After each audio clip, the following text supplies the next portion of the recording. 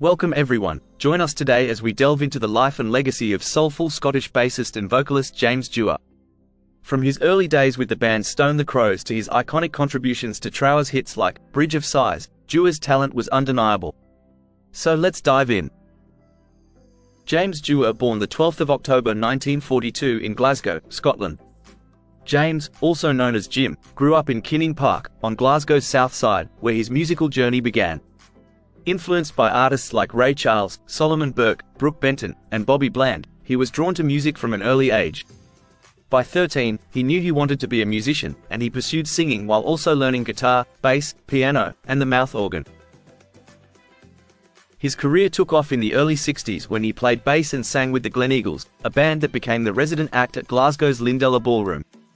Their luck changed when they were joined on stage by a confident young singer, Marie MacDonald McLaughlin-Laurie, later known as Lulu, who was barely 15 at the time. The group was renamed LuLu&TheLuvvers, but James would leave in 1965 to return to Glasgow and reconsider his career path. In 1967, James joined a new band called Sock'em JB, known for its energetic covers of Otis Redding, Sam and Dave, and Wilson Pickett. The lineup included vocalist Frankie Miller ex-Del Jack, and pianist John McGuinness, formerly of the Blues Council, both seasoned musicians. Sock'em JB were only together for a few months, ending when Miller started a new group, West Farm Cottage, en route to the Stoics. Although Sock'em JB was short-lived, Dewar and McGuinness stuck together and formed a new group the following year, combining blues and progressive rock. As they prepared to become the resident band at the new Burns House Club, whilst rehearsing one day, they were joined by Leslie Harvey and Maggie Bell. Joining in during the jam session, it was suggested they should join forces, leading to the formation of the band, Power. With Maggie Bell on vocals and Leslie Harvey on guitar, the band quickly found their groove and became one of Glasgow's top acts. In 1969, Peter Grant, manager of Led Zeppelin, saw them perform and soon secured them a management and recording deal. Renamed Stone the Crows, with ex-John Mayall drummer Colin Allen joining the lineup, they released two standout albums, Stone the Crows and Ode to John Law. While Bell's powerful voice and Harvey's smooth guitar work were key to their sound, James' contributions were equally important. His bass playing was always in tune with the music, and his soulful and earthy duets with Bell added depth to their performances. With Bell saying, "He's one of the finest singers I've ever heard," in a later interview. However, the dynamics within the band had shifted. Bell and Harvey, who were also a couple, began to dominate the group's direction. This left James and McGuinness feeling sidelined in the band they had originally formed. Frustrated with their reduced roles, both decided to leave in February 1971, with Harvey tragically passing away a year later, electrocuted on stage by an unearthed guitar and microphone. With James' idol in London, Frankie Miller contacted him, inviting him into new group, Jude, which was formed in July 1971. Miller had left the Stoics, but Chrysalis, who had a publishing deal with him, recommended teaming up with guitarist Robin Trower, who had just exited Procol Harum. With James on bass and Clive Bunker, formerly of Jethro Tull, on drums, Jude appeared to be a perfect fit. However, it didn't work out. Miller noted, "I wanted to do the two-vocal thing, but the vehicle wasn't right. The best move for Jimmy was to front a power trio with Robin."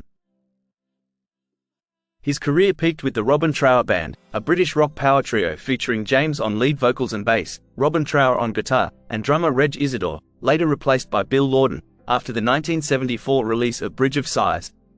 The band achieved significant success in the US, with their first 5 albums reaching gold and platinum status. Their influence can be heard in bands like Stereophonics. James's powerful vocals shine on iconic tracks like Daydream, Bridge of Sighs, I Can't Wait Much Longer, Two Rolling Stoned, Hannah, and Long Misty Days.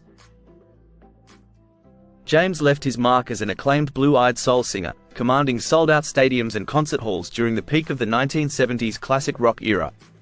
The Scottish vocalist had a rich, powerful voice with a soulful tone, earning recognition as one of rock's most underrated rock talents.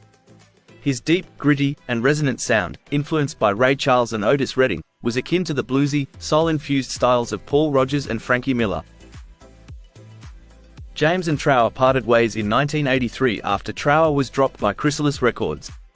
During the height of his career in the 1970s, James recorded his only solo album, Stumble Down Romancer, but it was shelved and wasn't released until 2 decades later. The album, a collaboration primarily with former Procol Harum organist Matthew Fisher, features the title track that tells a hard luck story. Stumble Down Romancer has since become a collector's item, with copies fetching up to $500 if available. In 1986, 42-year-old James sought medical treatment for an abscess, a common procedure that typically poses little risk. He underwent a minor surgical operation under general anesthesia and was released after a short recovery. However, upon returning home, James's wife, Mattie, immediately noticed that he appeared unwell. His health rapidly declined, both physically and mentally. Although the exact diagnosis was unclear, his symptoms resembled those of a stroke victim.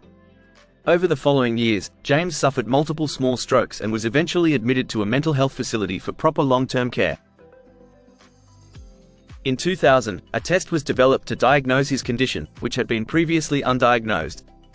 James was found to have CADASIL, cerebral autosomal dominant arteriopathy with subcortical infarcts and leukoencephalopathy, a rare genetic disorder caused by a mutation in the Notch3 gene. CADASIL leads to thickening of the brain's small to medium-sized arteries, restricting blood flow, causing strokes, and resulting in dementia. The average onset age for symptoms is 46, but James was only 42. Unfortunately, CADASIL is both incurable and untreatable. Sadly, on Thursday the 16th of May 2002, James Dewar, often called the Pavarotti of rock and roll, passed away peacefully in his sleep at Dyke Bar Hospital in Glasgow after a prolonged illness. It is said he was listening to Robin Trower's song, Long Misty Days, as he passed. James was a remarkable talent and a true class act, remembered fondly by those who knew and worked with him. His family endured great sorrow with his passing, as well as the loss of his wife of nearly 40 years, Martha, lovingly known as Mattie, in 2005, and his son Jim in 1999, all within a few years. He is survived by his daughters Lisa, Laura, and Wendy. His funeral was held at Paisley's Woodside Crematorium. Amongst James Dewar's biggest fans were Frankie Miller, Billy Connolly, Donny Hathaway, Rod Stewart, not forgetting Maggie Bell and Lulu herself.